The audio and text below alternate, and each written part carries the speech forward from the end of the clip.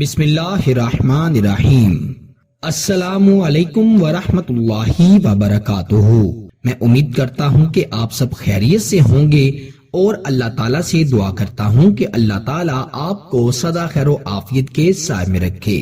پیارے دوستو، آج آپ کو محبت کا جو خاص وظیفہ بتاؤں گا، یہ اللہ تعالیٰ کے صفاتی ناموں کا اور سورہ یوسف میں موجود ایک لفظ کا وظیفہ ہے، یا مقلب القلوب کا۔ اس سے آپ اپنی محبت کو واپس پا سکتے ہیں۔ وہ انسان جو آپ کو چھوڑ کر چلا گیا تھا، انشاءاللہ آپ کی زندگی میں واپس آ جائے گا۔ پیارے دوستو، محبت کی دنیا میں ایسا ضرور ہوتا ہے کہ لوگ دو دلوں میں نفرت ڈال دیتے ہیں۔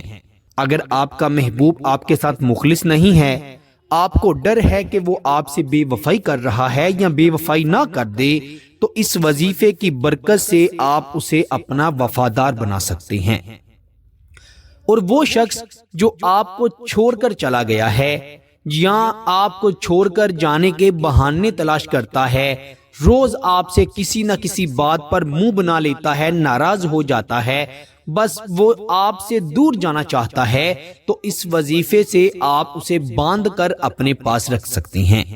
اور ایسا انسان جو آپ سے دور چلا گیا ہے، جس کو کسی نے آپ سے چھین لیا ہے، یا وہ آپ کے ساتھ صرف وقت گزار رہا تھا، اب وہ کسی اور سے محبت کرنے لگ گیا ہے یا اس کے ساتھ بھی وقت گزار رہا ہے، لیکن آپ اس سے جائز محبت کرتے ہیں اور اس محبت کو نکاح میں بدلنا چاہتے ہیں، اور وہ آپ کی طرف لوٹ کر نہیں آ رہا، جس کی وجہ سے آپ رو رو کر اپنا برا حال کر بیٹھے ہیں، تو آپ اس چھوٹے سے وظیفے کی برکت سے اس شخص کو واپس پا سکتے ہیں۔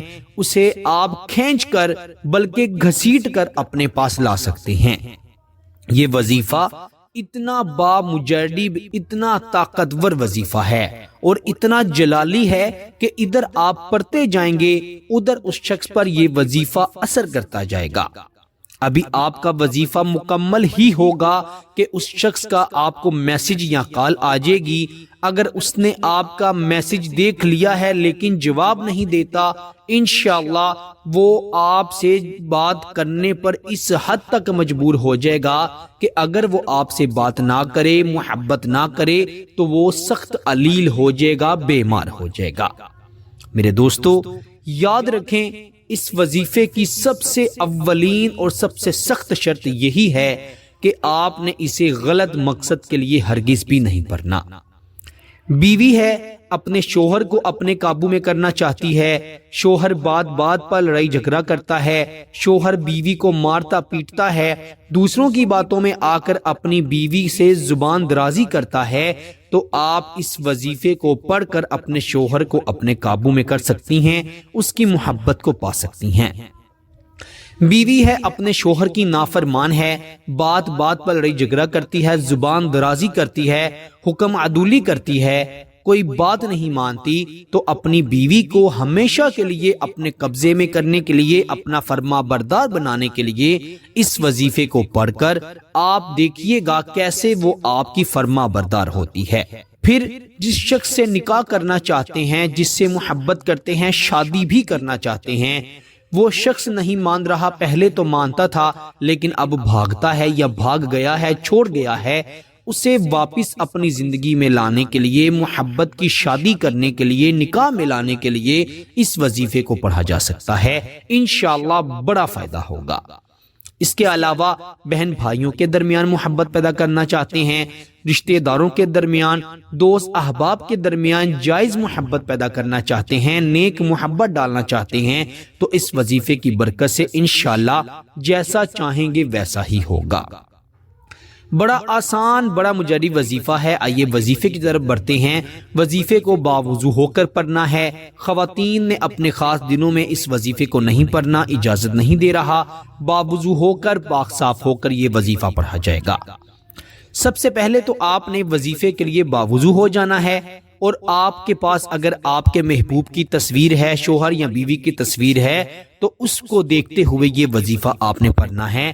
اگر آپ کے پاس تصویر نہیں تو آپ تصور کر سکتے ہیں، اس شخص کا خیال اپنے ذہن میں لا کر پھر اس وظیفے کو پڑھ لیں، انشاءاللہ بڑا فائدہ ہوگا۔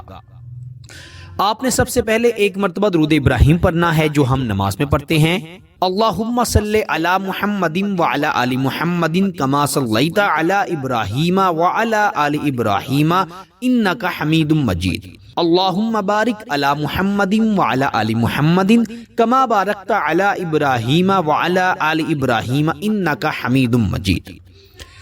3 مرتبہ آپ نے درود ابراہیم پڑھ لیا، پھر آپ نے 21 مرتبہ پڑھنا ہے یا مقلب القلوب، جس کے معنی ہے اے دلوں کو دلوں سے جوڑنے والے، دلوں کو پھیرنے والے، یا مقلب القلوب 21 مرتبہ آپ نے پڑھنا ہے۔ قلوب بھی پڑھ سکتے ہیں، قلوب بھی پڑھ سکتے ہیں، کوئی حرج نہیں۔